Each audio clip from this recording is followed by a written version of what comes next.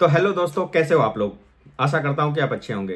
तो आज की वीडियो में हम बात करने वाले हैं जापान की 5 ऐसी बातों के बारे में जो कि इंडिया से थोड़ी सी अलग है। ऐसा नहीं कि इंडिया में ऐसे नियम कानून या रूल्स रेगुलेशंस नहीं है, बिल्कुल हैं, लेकिन जो जापान वाले हैं उसको फॉलो करते हैं, इसलिए इनका देश जो है ज्यादा सुंदर दिखता है और ज्यादा ऑर्गेनाइज दिखता है और ज्यादा डेवलप्ड दिखता है। तो दोस्तों देखिए, हम सभी चाहते हैं कि हमारे जो बच्चे हैं वो अच्छी से अच्छी एजुकेशन ले, उनके लिए अच्छा स्कूल ढूंढते हैं, अच्छे कॉलेजेस में चाहते हैं कि उनका एडमिशन हो, लेकिन हम छोटी सी बेसिक चीजें जो कि घर से उनको सिखानी चाहिए वो मिस कर देते हैं। जैसे कि रूल्स फॉलो करना, सड़क यातायात के नियम, सड़क पे बाहर कचरा न फेंकना, इस तरीके के नियम जो है हम थोड़ी सी जिसकी शुरुआत घर से करनी चाहिए। तो आज इन्हीं सब विषयों पर चर्चा करेंगे और बात करेंगे कि जापान में लोग क्या करते हैं, क्या रूल्स रेगुलेशन है और कैसे लोग इन लोगों को इसको फॉलो करते हैं जिससे कि ये देश अच्छा और सुंदर दिखता है। तो चलिए फिर शुरू करते हैं। तो दोस्तों, जो सबसे पहली बात है वो ट्रैफिक रूल्स रेगुलेशन।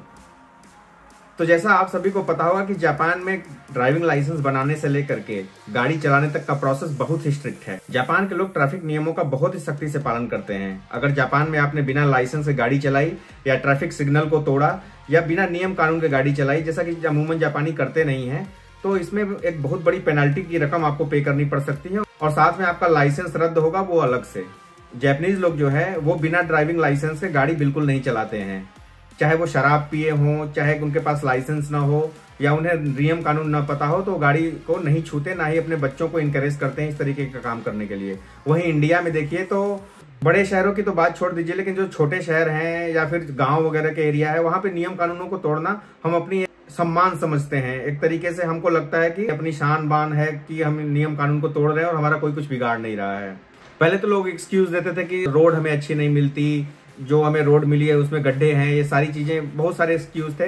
लेकिन अब तो गवर्नमेंट ने बहुत जगहों पे अच्छे अच्छे रोड्स भी बनवा दी हैं। हम मानता हूं कि बत्तियां नहीं है, लाल बत्ती नहीं लगी है या फिर ऐसा ट्रैफिक अभी पॉसिबल नहीं हो सकता, लेकिन जो नियम कानून है, जैसे हेलमेट पहन करके गाड़ी चलाना, बाइक चलाना या फिर सीट बेल्ट लगा करके बाइक चलाना, अपने लेन में चलना, दूसरे लेन में ना घुसना, अपोजिट डायरेक्शन में ना घुसना, इन सब चीजों का तो हम पालन कर ही सकते हैं। और इन सब की शुरुआत होती है वो घर से ही होती है। घर के लोग अगर इनकरेज करें बच्चों को कि इस तरीके से रूल्स रेगुलेशंस नहीं तोड़ने चाहिए। तो दोस्तों, दूसरी बात जो है वो है गार्बेज रूल। जापान के लोग, आप लोगों ने देखा होगा बहुत जगहों पे कि जापान वाकई बहुत क्लीन दिखता है। यहाँ पे कचरे के लिए बहुत सारे रूल्स रेगुलेशंस हैं। जैसे कि आप घर से अगर कचरा अपना बाहर निकालते हो तो उसके भी कई जगहों पे दिन निर्धारित हैं कि इस दिन में आप ये कचरा निकालोगे और उनको सेपरेट करके निकालना होता है। जैसे कि कागज का अलग होता है, जो डेली वेस्ट होते हैं फूड वगैरह के उसका अलग होता है, जो पेट बॉटल्स और केन्स होते हैं उनको अलग पैक करके निकालना होता है और उनके अलग अलग दिन बने हुए हैं। उस हिसाब से उसको आप अपने घर के बाहर जो बने हुए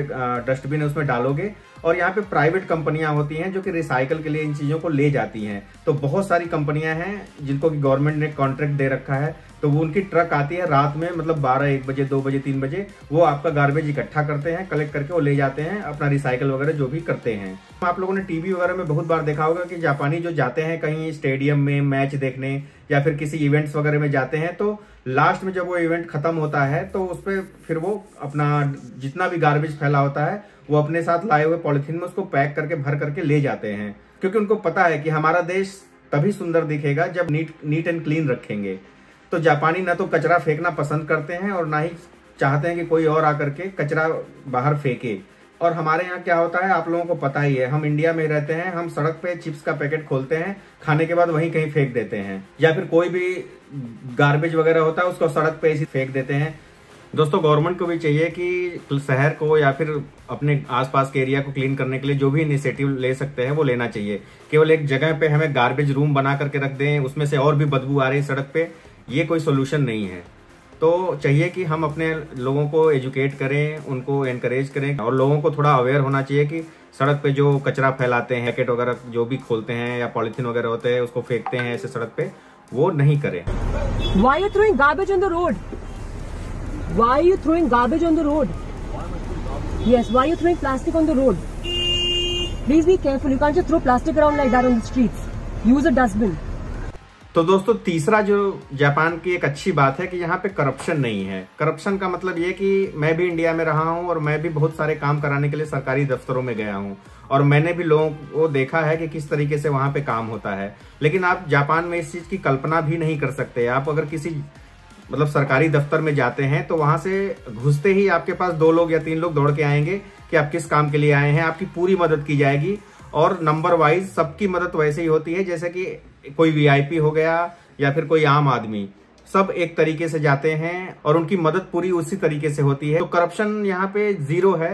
हाँ, बड़े लेवल पे अगर करप्शन हो तो वो उसकी बात अलग है कि बहुत बड़े लेवल पे है, कोई कंपनी ने ही फ्रॉड कर दिया या किसी, लेकिन आम पब्लिक के लिए जो मतलब सरकारी काम जो होते हैं उसके लिए कोई करप्शन नहीं है। ना ही यहाँ के लोग होटलों वगैरह में ना ही टिप लेते हैं, ना ही सरकारी दफ्तरों में कोई किसी तरीके का रिश्वत। हमें भी ये चीजें जो है जापान से सीखनी चाहिए, लेकिन और करप्शन को बढ़ावा ना देते हुए हमें खुद से किसी को रिश्वत ना देना या फिर इस बात को उठाना, अगर कोई आपसे रिश्वत मांगता है तो अपने जो सरकार के दिए गए हेल्पलाइन है उस पर कॉल करके उसको बताना। हालांकि मैं मानता हूँ ये चैलेंजिंग है। तो दोस्तों जो चौथी बात है वो है वर्क कल्चर। वर्क कल्चर का मतलब ये कि मैं ऑफिस के वर्क कल्चर की बात नहीं कर रहा हूँ, लोगों की मेंटेलिटी की बात कर रहा हूँ। जैसे हम इंडिया में क्या होता है कि हम जो व्हाइट कॉलर जॉब्स होती हैं उन्हीं को हम मानते हैं, या फिर गवर्नमेंट जॉब होती है उन्हीं को मानते हैं कि ये बहुत अच्छी जॉब है, उसी के लिए हम प्रयास करते हैं। लेकिन जापानियों का थोड़ा सा सोचने का कॉन्सेप्ट अलग है। अगर आप किसी जापानी बच्चे से पूछेंगे कि वो क्या बनना चाहता है तो उनके आंसर सुनकर के शायद आप सरप्राइज हो जाए। एक इंडियन तो सरप्राइज हो ही जाएगा। हमें स्टार्टिंग से सिखाया जाता है कि भैया या तो गवर्नमेंट जॉब की तैयारी करो या फिर किसी बड़ी कंपनी में एक व्हाइट कॉलर जॉब लो, ऑफिस जॉब लो, उसमें काम करो। लेकिन पढ़ाई लिखाई में ध्यान लगाओ, IAS बनो और देश को संभालो। लेकिन नहीं, जापानियों से पूछने पे उनके जवाब आते हैं कि जैसे किसी बच्चे से आप पूछो कि क्या बनना चाहते हो फ्यूचर में, तो कोई आपको ये कह सकता है कि वो हेयर ड्रेसर बनना चाहता है, या कोई ड्राइवर बनना चाहता है, कोई फैक्ट्री में काम करना चाहता है, कोई ट्रेलर बनना चाहता है। इस तरीके के जवाब आपको आएंगे वहां से। और ये लोग किसी भी काम को छोटा नहीं समझते और यहाँ हर व्यक्ति का सम्मान है। कोई भी धंधा छोटा नहीं होता और धंधे से बड़ा कोई धर्म नहीं होता, मेरी अम्मी जान कहती थी। मतलब हर काम को उसी नजर से देखा जाता है। और जो जैपनीज होते हैं, सैलरी जो इनकी होती है वो भी स्टार्टिंग सेम ही होती है सबकी सैलरी। जो स्टार्टिंग बेस सैलरी जो गवर्नमेंट डिसाइड करती है वो सबकी एक ही डिसाइड करती है। मतलब अगर आप ड्राइवर हो तो आपकी भी सैलरी उतनी होगी, और आप अगर किसी कंपनी में इंजीनियर हो तो आपकी सैलरी भी उतनी होगी स्टार्टिंग फेज में। बाद में वो अलग बात है कि आपने जॉब चेंज करी, अच्छी कंपनी पकड़ी, उसमें फिर आपका उस हिसाब से इंक्रीमेंट प्रमोशन होता रहा। लोग छोटे से छोटे काम को भी बड़े ही खुशी से बताते हैं कि मैं ये बनना चाहता हूँ, वो बनना चाहता हूँ। अगर इंडिया में आप किसी को बोल दीजिए कि आप फैक्ट्री वर्कर बनना चाहते हैं, या कि ड्राइवर बनना चाहते हैं, या फिर हेयर ड्रेसर बनना चाहते हैं, तो देखिए लोगों की भ्रुकुटी फिर टेढ़ी हो जाती है। तो ये चीजें जापान को इंडिया से अलग बनाती है। तो हमें भी केवल सरकारी नौकरी या व्हाइट कलर जॉब्स के बारे में नहीं सोचना चाहिए। हमें दूसरी काम चाहे वो छोटा हो या बड़ा हो उसको भी उतनी ही रेस्पेक्ट से देखनी चाहिए जितना कि हम अपने काम को देखते हैं।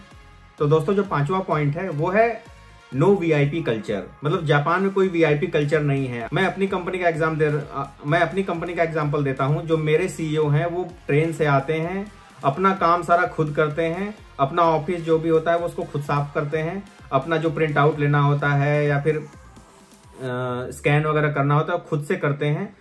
वो किसी पे नहीं थोपते कि आप ये कर दो वो कर दो। जापान में बेसिकली मतलब जापान में ज्यादातर कंपनियों में यही रूल्स रेगुलेशन होता है जिसमें कि कोई वीआईपी कल्चर नहीं होता। कोई इवेंट है या कोई इस तरीके का ऑफिस है जिसमें उनको अलग से एंट्री मिल रही है या अलग से उनके वीआईपी होने की वजह से उनको घुसाया जा रहा है, ऐसा कोई कल्चर नहीं है जापान में।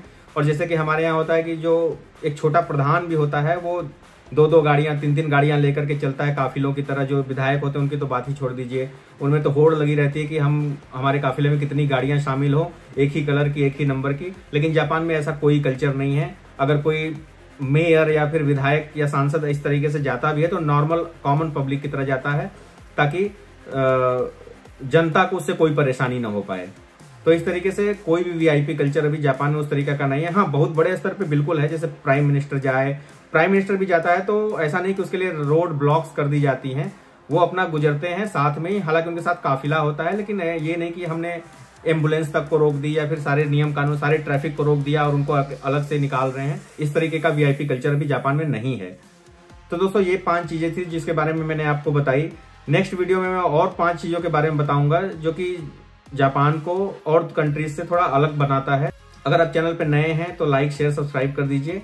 ऐसे ही वीडियोस के लिए हमें फॉलो करिए। धन्यवाद।